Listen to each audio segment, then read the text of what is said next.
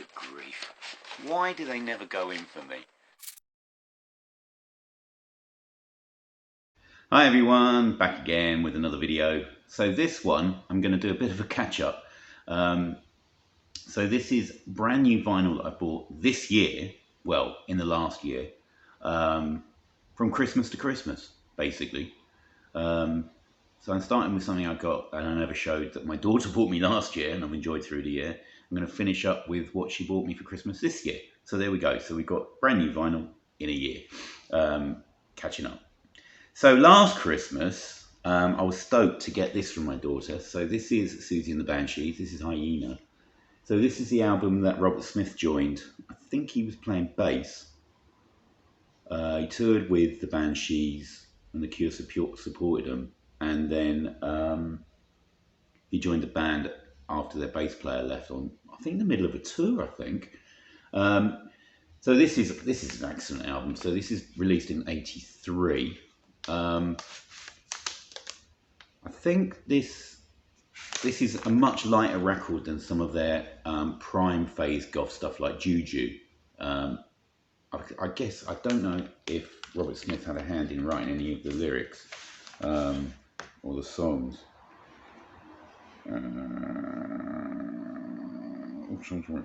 Suzie and the Banshees.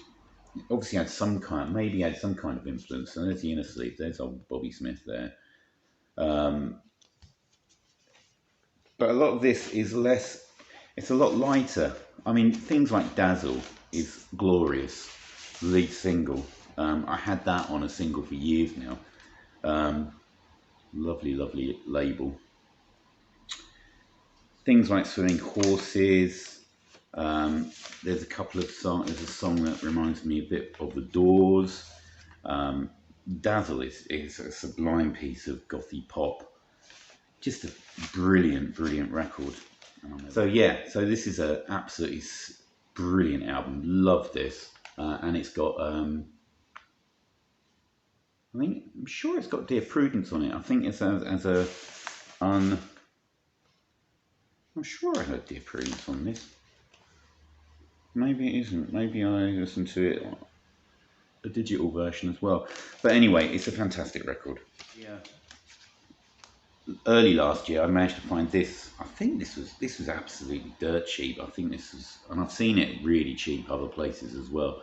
This is a band called Spring King. They were a sort of a indie band in the mid 2010s. This was released in 2016. Really good indie. Whoops. Lost the hype sticker. There's a hype sticker. Really enjoyed listening to this. They were sort of a fairly new discovery. I think a while ago, I streamed one of their tracks, and then I got their first album. Really enjoyed that, and when I saw this was going dirt cheap, I thought, yeah, go and get that. So that was really good. Really enjoyed that one. This is their second album. They split up after this one, so no more from them. This next one, I was waiting such a long time to get. I waited and waited. I don't know why I waited so long, because I absolutely love it. I've streamed it so much. This is Black Bells, and this is on Third Man Records. It's got a heavy hand of Jack White on it. I'm just seeing who, yeah, produced by Jack White. I absolutely love this. The only thing I'm really gutted about is there's the single that was off it isn't on it, but if you like Jack White, you're gonna like this lot. It's basically like a all-female version of the White Stripes in places, but it's really good, and I love this album. I've loved it for the longest time. There's the label. I mean, basically, most things on Third Man, you know what you're going to get. And there's the lyric book. Oh, it's an inner sleeve rather than a lyric book. There we go. So I was absolutely stoked to get that. Another one of my favourite records, well, one of my favourite bands from the sort of grunge era, sort of early 90s, were Afghan Wigs. And in 2014, they came back with this album, which is Due to the Beast. I streamed the heck out of this. I absolutely streamed it and streamed it and streamed it. I loved it. It comes on two records. I'll only get one out. On Sub Pop, so you've got a skull on that one. This was back in prime Afghan Wigs again. I absolutely love this. There's so many good songs on it. Things like, so we've got the lyric book as well.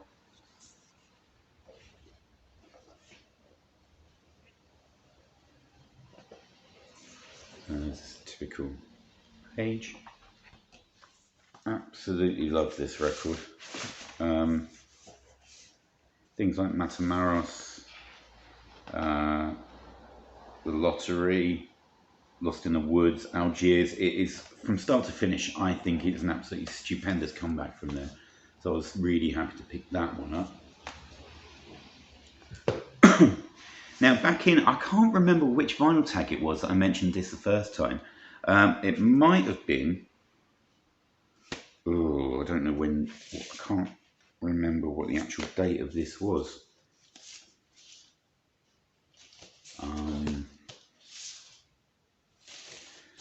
Either 2019 or 2020 vinyl tag. I said there was one record, maybe 2020, maybe 2021, I can't remember when this came out, but there's one record I really enjoyed that there, one new record, and it was this one, which is Toy, Happy in the Hollow. This is a great indie record. It's almost reminiscent of all those record collection rock bands that were in the early 90s, where they basically, their records were the sum total of their what they had in their record collection, and in the best cases it went beyond that. And I think this is a brilliant mix of indie, krautrock, bit of shoegaze.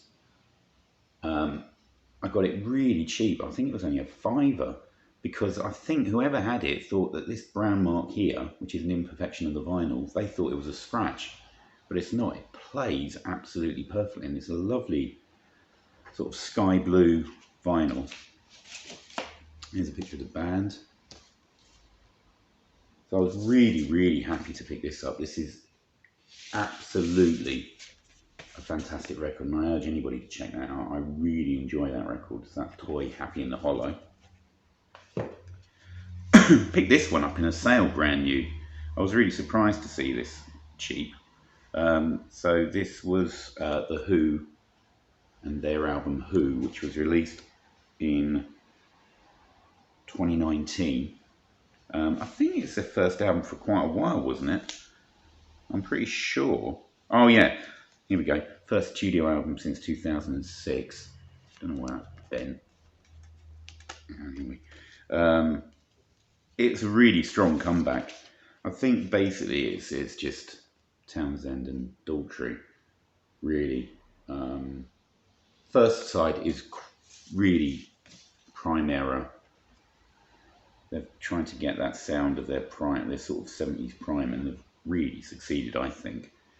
A lot more different sounding songs on the back. She Rocked My World even sounds Bowie-like in places. I can imagine Bowie singing some of that.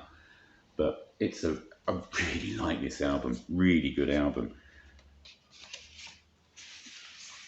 Things like All This Music Must Fade, Hero Ground Zero.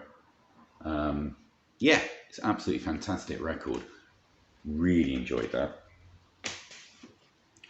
Right, back in, when was this? So in the middle part of the last decade, in fact, the first half of it, probably, I spent an awful lot of time going online and streaming lots of new music.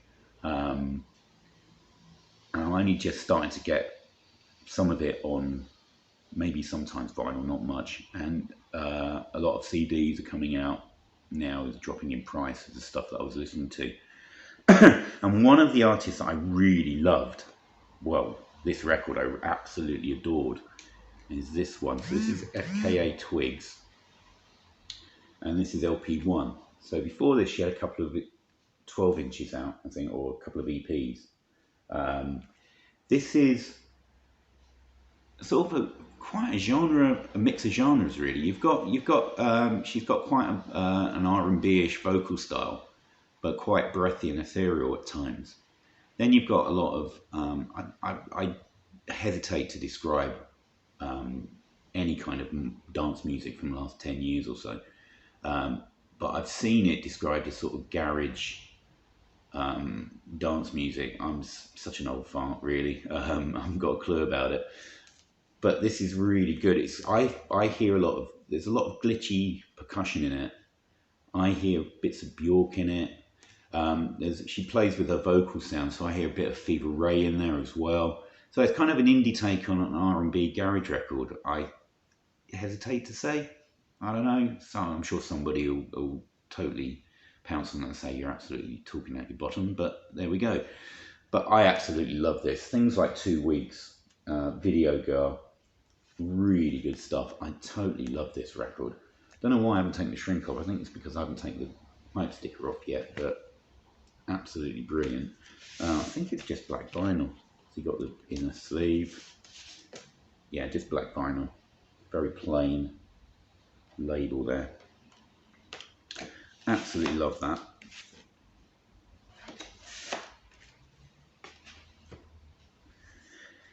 So I did pick up one of those records. You know, in the UK, we've been getting quite a few monthly subscription sets. I think there was one for the Beatles. I'm sure there's one for Queen. There's a jazz set.